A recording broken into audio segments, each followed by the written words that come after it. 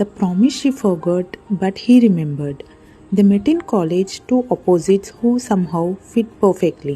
Every evening they had sit on the terrace watching the sunset. One day she told him, "If we ever grow apart, promise you will let me go gracefully." Years passed, she got busy with life, career, new people. He noticed her text getting shorter, her calls less warm, her smile slightly distant. Rumors reached him she liked someone else. He did not fight, he did not beg. He just held her hand and said, "It's okay, I promised you." She left thinking he did not care, but he broke down that night, the same terrace, the same sunset, but now alone. Months later, she saw him again, laughing, healed, peaceful. That's when she realized he was not weak for letting her go, he was strong for choosing himself.